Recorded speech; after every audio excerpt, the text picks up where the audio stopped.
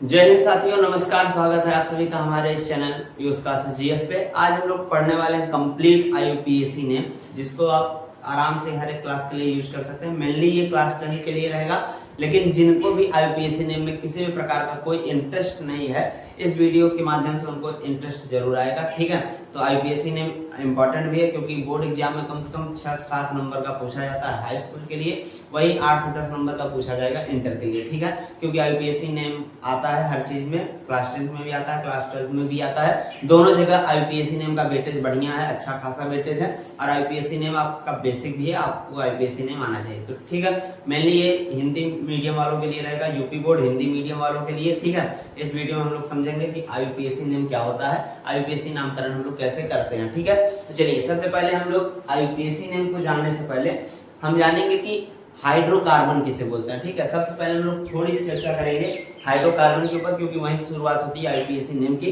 तो सबसे पहले हम लोग पढ़ लेते हैं हाइड्रोकार्बन को। ठीक है, ये क्लास 10 का एकदम टॉपिक वहीं से उठाया है। फर्स्ट लेक्चर जो है इस चैप्टर का आपको मिल जाएगा, डिस्क्रिप्शन में लिंक उसका डाल दिए हैं, उसको वहां से आप देख लेंगे। ठीक है, फर्स्ट चैप्टर आपको फर्स्ट पार्ट मिल जाएगा चैप्टर 4 का। ठीक है, तो यहाँ से सबसे पहले हम लोग पढ़ेंगे हाइड्रोकार्बन के बारे में। किसके बारे में पढ़ेंगे? हाइड्रोकार्बन के बारे में। तो सबसे पहले हम लोग बात करेंगे कि हाइड्रोकार्बन किसे बोलेंगे। ठीक है, हाइड्रोकार्बन क्या होता है? ऐसे यौगिक जो हाइड्रोजन और कार्बन से मिलकर बने होते हैं उनको हाइड्रोकार्बन बोला जाता है। यानी कि वह यौगिक जो हाइड्रोजन और कार्बन से मिलकर बना होता है उसको क्या बोल देते हैं? हाइड्रोकार्बन बोल देते हैं। सभी लोग लिख लेंगे, यहाँ से नोट्स बना लेंगे, क्योंकि प्रॉपरली एकदम चैप्टर 4 जो है एकदम प्रॉपर तरीके से लिखवा के पढ़ाया गया है। वहां से आप नोट्स बना के आप चैप्टर कंप्लीट कर सकते हैं। ठीक है, तो देखिए यहाँ पे हम सबसे पहले देखते हैं हाइड्रोकार्बन के बारे में। तो हाइड्रोकार्बन क्या होता है? वे यौगिक जो हाइड्रोजन और कार्बन से मिलकर बने होते हैं उनको क्या बोल दिया जाता है? हाइड्रोकार्बन बोलते हैं। ठीक है, तो लिख लेंगे हाइड्रोजन और कार्बन से बनने वाले यौगिकों को क्या बोल देते हैं? हाइड्रोकार्बन। बनने वाले यौगिकों को हाइड्रोकार्बन कहते हैं। बनने वाले यौगिकों को हाइड्रोकार्बन कहते हैं। ठीक है ना, यहाँ तक आप लिख लेंगे। तो हाइड्रोकार्बन क्या हो गया? जो हाइड्रोजन और कार्बन दोनों से मिलकर बने होते हैं उसी को क्या बोल देते हैं? हाइड्रोकार्बन। हाइड्रोजन और कार्बन से मिलकर बने होंगे तो उनको क्या बोल देंगे? हाइड्रोकार्बन बोल देंगे। इस बात को आप एकदम दिमाग में डाल लेंगे। तो देखिए, अगर हम बात करें हाइड्रोकार्बन के प्रकार की, तो हाइड्रोकार्बन 2 प्रकार का होता है। हाइड्रोकार्बन कितने प्रकार का होगा? 2 प्रकार का होगा। एक होता है संतृप्त हाइड्रोकार्बन, एक होता है संतृप्त हाइड्रोकार्बन। ठीक है, पहला क्या हो जाएगा? संतृप्त हाइड्रोकार्बन, और दूसरा हो जाएगा असंतृप्त हाइड्रोकार्बन। बोल के पढ़ेंगे, याद हो जाएगा। असंतृप्त हाइड्रोकार्बन पहला हो जाता है संतृप्त हाइड्रोकार्बन, दूसरा हो जाता है असंतृप्त हाइड्रोकार्बन। ठीक है, पहला कौन सा हाइड्रोकार्बन हो जाएगा? संतृप्त हाइड्रोकार्बन। दूसरा कौन सा हो जाएगा? असंतृप्त हाइड्रोकार्बन। ठीक है, ये आपसे पूछ लिया जाता है कभी कभी कि संतृप्त हाइड्रोकार्बन क्या होता है, असंतृप्त हाइड्रोकार्बन क्या होता है। ठीक है, तो ये दोनों पूछ लिया जाता है ना। तो संतृप्त हाइड्रोकार्बन हम लोग किससे बोलेंगे? जिसमें कार्बन और कार्बन के बीच में, यानी कि ऐसा हाइड्रोकार्बन जिसमें कार्बन और कार्बन के बीच में क्या होता है? सिंगल बॉन्ड पाया जाता है। ठीक है ना, संतृप्त हाइड्रोकार्बन में क्या होता है? एल्केन होता है, और एल्केन में कार्बन और कार्बन के बीच में क्या पाया जाता है? सिंगल बॉन्ड पाया जाता है। ठीक है, तो सबसे पहले हम क्या पढ़ेंगे? संतृप्त हाइड्रोकार्बन की अगर बात करें तो संतृप्त हाइड्रोकार्बन के अंतर्गत हम लोग पढ़ते हैं एल्केन को। किसको पढ़ते हैं? एल्केन को। देखिए यहाँ से डायरेक्ट आपका आईयूपीएसी नेम शुरू होगा। ठीक है, संतृप्त हाइड्रोकार्बन के अंतर्गत हम लोग किसको पढ़ेंगे? एल्केन को पढ़ेंगे। और एल्केन को पहचानेंगे कैसे? इसमें कार्बन और कार्बन के बीच में सिंगल बॉन्ड पाया जाएगा। इसमें कार्बन और कार्बन के बीच में कौन सा बॉन्ड पाया जाएगा? सिंगल बॉन्ड पाया जाएगा। इससे हम लोग पहचान लेंगे कि ये क्या है? एल्केन ग्रुप का है। ठीक है, और इसके अगर हम लोग सामान्य सूत्र की बात करें तो इसका सामान्य सूत्र हो जाता है CnH2n+2। सामान्य सूत्र की बात करें तो सामान्य सूत्र हो जाता है CnH2n+2। ये हो जाता है इसका सामान्य सूत्र। ठीक है, अभी जितना बताया उस पर फोकस करिए, अभी आप पूरा पकड़ना सीख जाएंगे। ठीक है, दूसरे की बात करें, दूसरा होता है असंतृप्त हाइड्रोकार्बन। और असंतृप्त हाइड्रोकार्बन कितने प्रकार का होता है? 2 प्रकार का होता है। कितने प्रकार का? 2 प्रकार का। पहला होता है एल्कीन।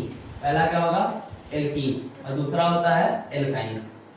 पहला होगा एल्कीन, दूसरा होगा एल्काइन। असंतृप्त हाइड्रोकार्बन कितने प्रकार का होगा? 2 प्रकार का होगा। पहला होगा एल्कीन, दूसरा होगा एल्काइन। ठीक है, असंतृप्त हाइड्रोकार्बन कितने प्रकार का? 2 प्रकार का, एल्कीन और एल्काइन। एल्कीन को हम लोग कैसे पहचानेंगे कि ये एल्कीन होता है? एल्कीन को पहचानने के लिए इसमें कार्बन और कार्बन के बीच में डबल बॉन्ड पाया जाएगा। कार्बन और कार्बन के बीच में कैसा बॉन्ड पाया जाएगा? डबल बॉन्ड पाया जाएगा, इसलिए इसको हम पहचान लेंगे ये एल्कीन है। और इसका सूत्र हो जाता है CnH2n CnH2n, इसका सूत्र क्या आ जाएगा CnH2n। उसके बाद हो जाता है एल्काइन। एल्काइन को कैसे पहचानेंगे, इसमें कार्बन और कार्बन के बीच में ट्रिपल बॉन्ड पाया जाता है और इसका सामान्य सूत्र होता है CnH2n-2, CnH2n-2, ये इसका सामान्य सूत्र हो जाता है CnH2n-2। ठीक है, तो फार्मूला याद करने का तरीका क्या है, सबसे पहले देखिए alkane alkene alkyne, alkane alkene alkyne. ठीक है, पहले नंबर पे एल्केन, दूसरे नंबर पे एल्कीन, तीसरे नंबर पे एल्काइन। बीच वाले को पकड़ेंगे पहले एल्कीन को, एल्कीन को पकड़ेंगे। किसको पकड़ेंगे, एल्कीन को। एल्कीन का फार्मूला होता है CnH2n, एल्कीन का फार्मूला CnH2n। इधर जाएंगे तो अगर एल्केन के पास जाएंगे तो दो उसमें आपको जोड़ देना CnH2n+2, और एल्काइन की तरफ जाएंगे तो दो उसमें से आपको हटा देना CnH2n-2।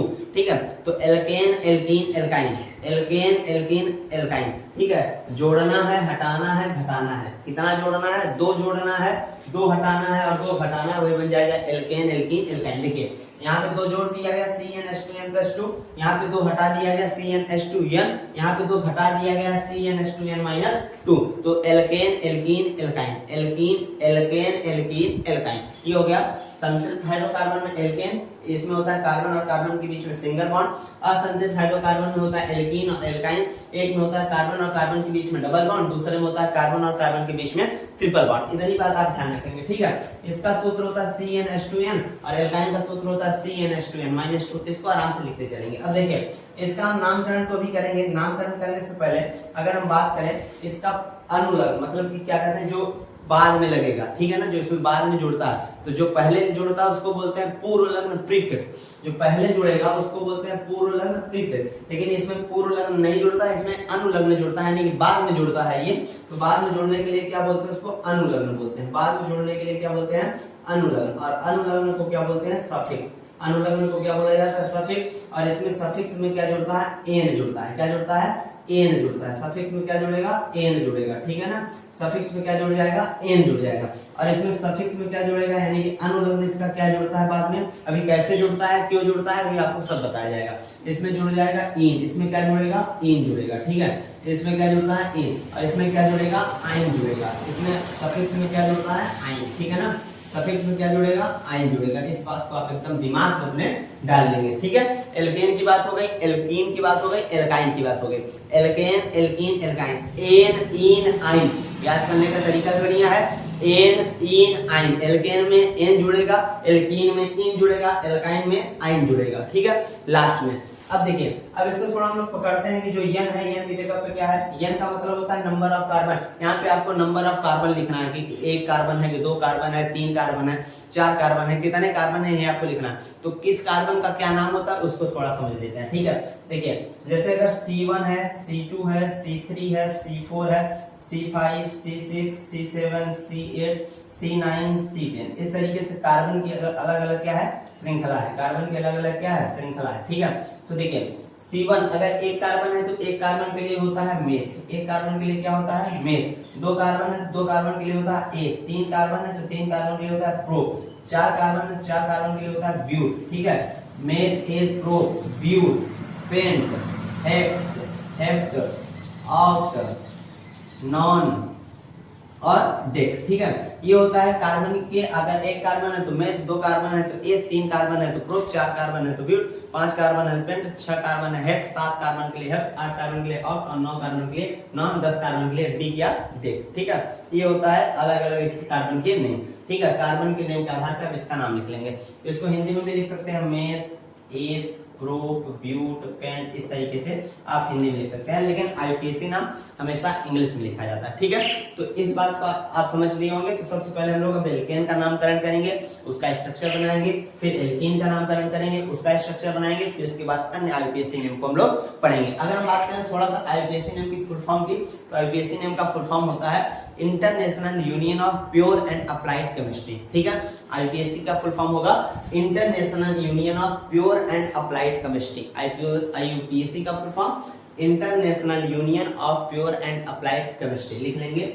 International Union of Pure and Applied Chemistry. ठीक है, ये हो गया इसका फुल फॉर्म। तो आईयूपीएसी का फुल फॉर्म भी आप याद रखेंगे, international Union of Pure and Applied chemistry. इसको आप नोट करेंगे, स्क्रीनशॉट लेंगे, फिर इसके आगे पढ़ लेते हैं एल्केन के बारे में। ठीक है, सबसे पहले किसको पढ़ेंगे? एल्केन को पढ़ लेंगे। देखिए एकदम मन लगा के पढ़ाई लिखाई करिए, पढ़ाई लिखाई से कोई भी समझौता नहीं होना चाहिए, किसी भी प्रकार का कोई समझौता नहीं करिए, जितना हो सके उतना पढ़ाई लिखिए, क्योंकि देखिए ये आपका जो उम्र है, ये जो जवानी है, जवानी का एकदम फायदा उठाना है, एकदम मस्त से एकदम पढ़ना है, पूरी भरपूर पढ़ाई करिए। ठीक है, जितना हो सके उतना पढ़ाई करिए, क्योंकि पढ़ाई नहीं करेंगे तो कुछ देखिए होने वाला नहीं है। और ये जमाना ही ऐसा है जो आपके ही पीछे भागेगा। ठीक है ना, तलवारों के साए पर इतिहास हमारा बनता है, जिस ओर जमानी चलती है उस ओर जमाना चलता है। ठीक है, तो जिस ओर युवा चलेंगे उस ओर हिस्सा में लोग चलेंगे। तो देखिए सबसे पहले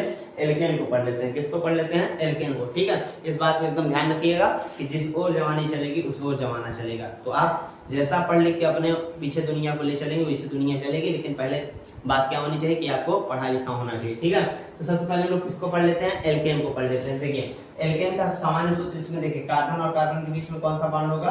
सिंगल बॉन्ड होगा। इससे हम लोग पहचान लेंगे क्या होगा? एल्केन हो गया। दूसरी बात, इसका फार्मूला की इसके फार्मूला की बात करें तो CnH2n+2 इसका फार्मूला हो जाता है। ठीक है, अब हम लोग रखते हैं पहला रखते हैं, अगर हम n बराबर 1 रख लें, अगर यानी कि नंबर ऑफ कार्बन कितना हो? 1 हो, तो इसी फार्मूला पे आपको 1 पुट कर देना। तो देखो n की जगह कितना रखना है? 1 रखना है। h है, h रख दो, 2 है 2 लिखो, और इनटू ये दोनों गुणे में है, गुणे में लिख दो, इनटू 1+2। ठीक है, तो ये जाएगा C1, 2 1 कम 2 2 2 4, तो C1H4 1 लिखिए या नहीं लिखिए कोई बात नहीं है, CH4 डायरेक्ट हो गया।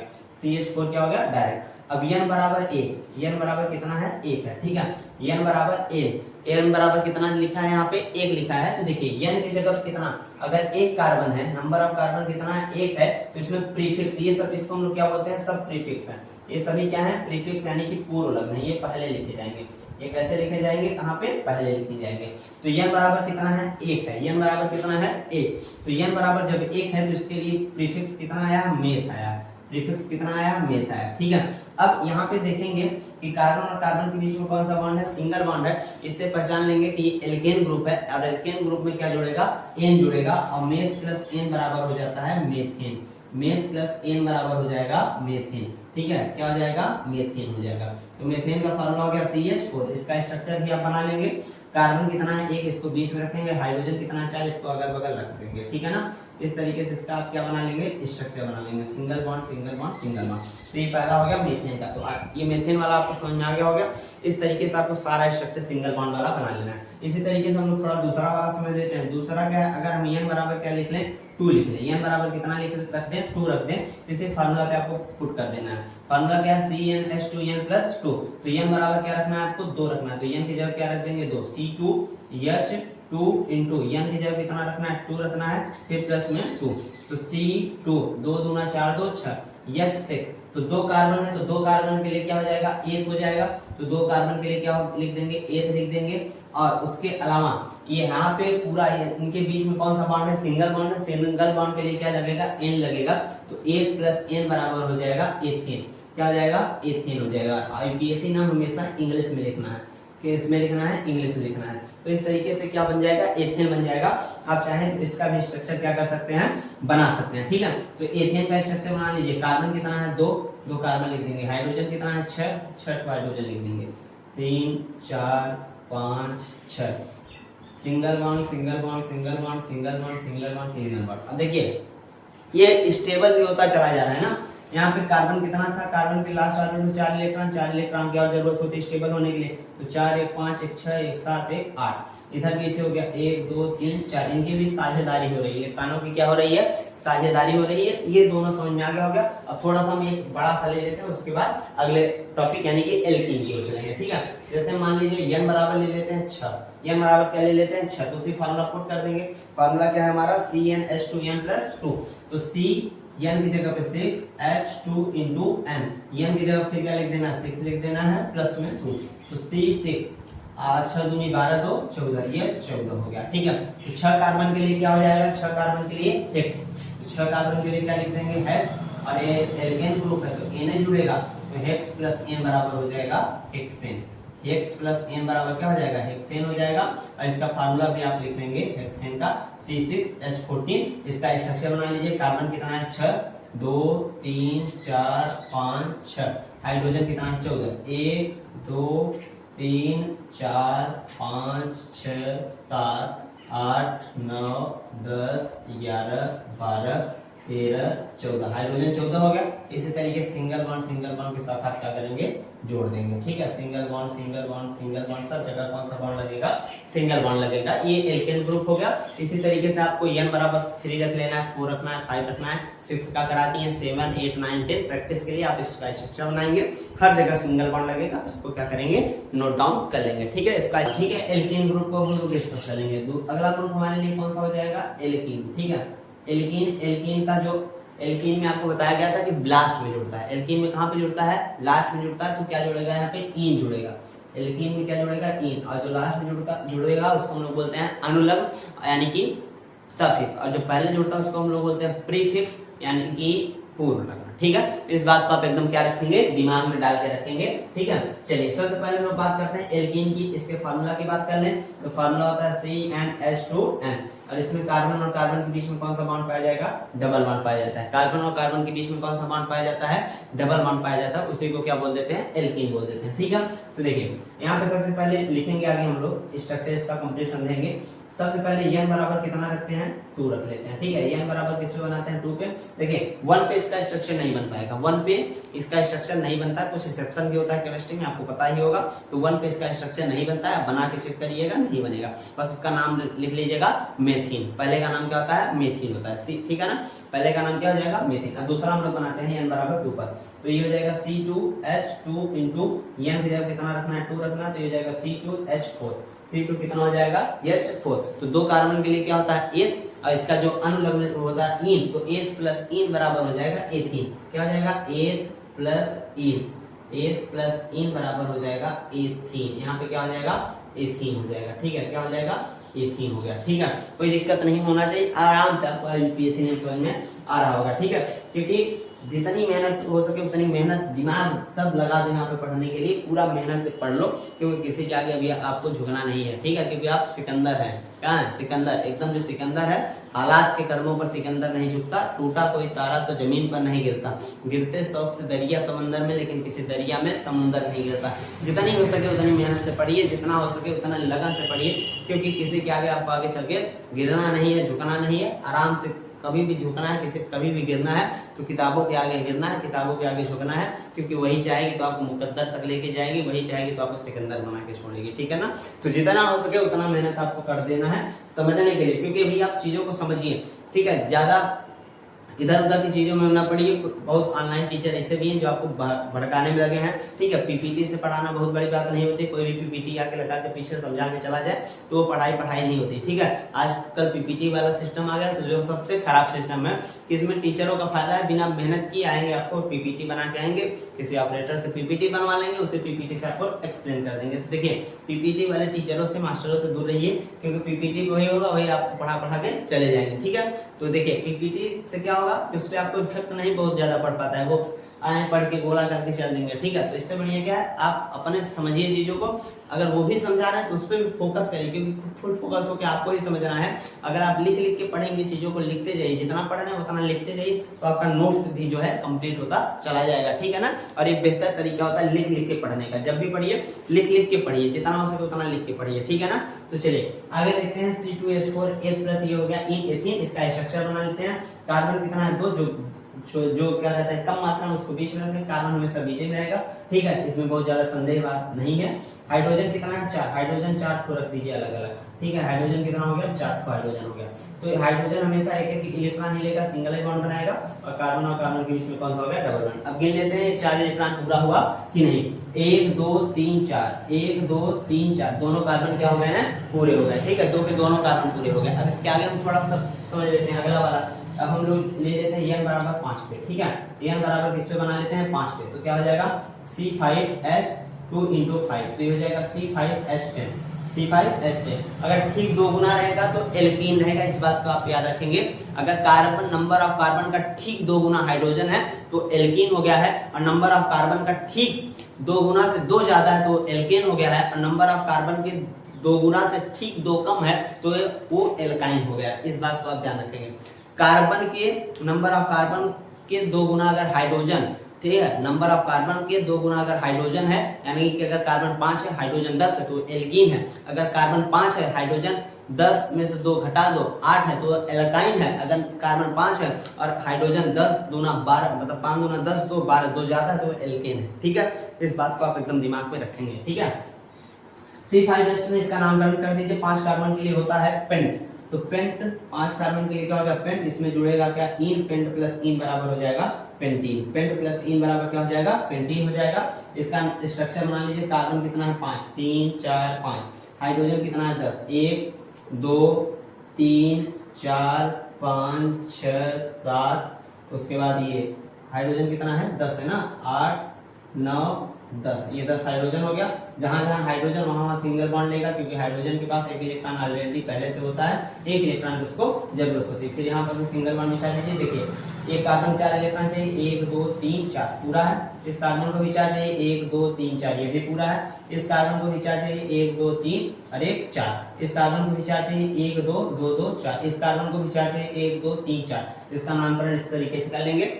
n बराबर 3 रखेंगे, 4 रखेंगे, 5 रखेंगे, 6 रखेंगे, ऐसे आप पूरा क्या करेंगे उसको कंप्लीट करेंगे। ठीक है, एल्केन का भी इस तरीके से आप बना लेंगे। इसके आगे हम लोग पढ़ लेते हैं एल्काइन ग्रुप। ठीक है, कौन सा ग्रुप पढ़ लेंगे, एल्काइन ग्रुप पढ़ लेंगे। आई होप इतना आप लोगों को समझ में आया होगा एल्केन और एल्कीन वाला। अब हम लोग पढ़ लेते हैं एल्काइन ग्रुप। एल्काइन ग्रुप में कार्बन और कार्बन के बीच में ट्रिपल बॉन्ड पाया जाता है। इसका सामान्य सूत्र होता है CnH2n-2। ठीक है ना, यहाँ पे आपको क्या कर देना है 2 घटा देना है। बहुत ही आसान है, आईपीएससी ने एकदम हिलवा है। ठीक है, थोड़ा सा मन लगा के पढ़ेंगे एकदम अच्छे से आईपीएससी में आपको समझ में आएगा। ठीक है, चलिए सबसे पहले हम लोग पढ़ लेते हैं एल्काइन ग्रुप। एल्काइन ग्रुप का फार्मूला पता होगा, n बराबर 1 पे इसका स्ट्रक्चर नहीं बनेगा, आप बना के चेक कर लीजिएगा। केवल इसका आप नामकरण कर सकते हैं। नामकरण क्या हो जाएगा मिथाइन, नामकरण क्या हो जाएगा मिथाइन। ठीक है, जैसे मिथाइन एथाइन प्रोपाइन नामकरण यही होगा, लेकिन आप स्ट्रक्चर बनाना सीखिए। ठीक है, तो चलिए सबसे पहले हम लोग समझते हैं n बराबर 2 पर। 1 पे बनेगा नहीं कहीं तो चेक करके दिखा देते हैं। ठीक है, n बराबर 1 पे चलिए बना लेते हैं। इस फार्मूला पर रखेंगे CnH2n-2 पे। तो n बराबर कितना रखना 1 C1H2 * 1 - 2। तो ये जाएगा C1H 2 1 जा 2 में 2 गया 0, यानी कि CH केवल हाइड्रोजन कितना हो गया 0। हाइड्रोजन यहाँ से खत्म हो जाता है, इसलिए इसका स्ट्रक्चर नहीं बनता है। ठीक है ना, n बराबर 1 पे आपको स्ट्रक्चर बनाने की जरूरत नहीं है, n बराबर 2 पे बनाइए। चलिए, तो n बराबर 2 पे जब बनाएंगे तो ये हो जाएगा C2H2 * 2 - 2। ठीक है, ये C2 ये था ना CnH2n-2, तो n की जगह हमने 2 रख दिया, फिर उसके बाद 2 था, फिर * 2 - 2। अब इसको सॉल्व कर लीजिए। C2 2 दूना 4 में से 2 गया 2, 4 में 2 गया 2 बचा C2H2। इसका स्ट्रक्चर बना लीजिए। कार्बन कितना है 2, हाइड्रोजन कितना है 2, अलग अलग बिछा दीजिए। इनके बीच में ट्रिपल बॉन्ड, हाइड्रोजन हमेशा एक ही इलेक्ट्रॉन लेगा। तो देखिए 1 3 1 4 3 1 4 कंप्लीट हो गया। इसका नामकरण कर दीजिए। 2 कार्बन हाइड्रोजन कितना है 2, इनके बीच में ट्रिपल बॉन्ड है, इसलिए आयन जुड़ेगा लास्ट में। और 2 कार्बन है तो 2 कार्बन के लिए होता है 1, तो 1 प्लस आयन, 1 प्लस आयन बराबर हो जाएगा एथाइन। क्या हो जाएगा एथाइन हो जाएगा। ठीक है, बहुत ही आसान आईपीएससी ने में। दूसरा n बराबर हम लोग कर लेते हैं 4 पे, तो ये जाएगा C4H2 * 4 - 2। उसी पे रख देना है आपको। तो C4H 4 दूना 8 में से 2 गया 6, C4H6 हो जाएगा। 4 कार्बन के लिए क्या हो जाता है, 4 कार्बन के लिए होता है ब्यूट, मेथ एथ प्रो ब्यूट। ठीक है ना, 4 कार्बन के लिए क्या हो जाएगा ब्यूट, तो ब्यूट प्लस आयन बराबर हो जाएगा ब्यूटाइन। ये हो गया इसका नामकरण। इसका स्ट्रक्चर आप बना लेंगे। इस स्ट्रक्चर में क्या बनाएंगे, कार्बन कितना है 4, हाइड्रोजन कितना है 6। इस तरीके से स्ट्रक्चर, कार्बन कितना है 4, हाइड्रोजन कितना है 6, 1 2 3 4 5 6, 1 2 3 4 1 2, ठीक 3। यह कार्बन पूरा हो गया, ट्रिपल बॉन्ड यहाँ पे लगाएंगे, पूरा हो गया। ठीक है, इस तरीके से इसका क्या बन जाएगा स्ट्रक्चर बन जाएगा। तो ये पार्ट 1 था यूपीएससी नेम का, क्योंकि एक ही वीडियो में करेंगे तो बहुत लंबा हो जाएगा। मन लगा के पढ़िए, एकदम अपना ख्याल रहिए, मुस्कुराते रहिए। जय हिंद।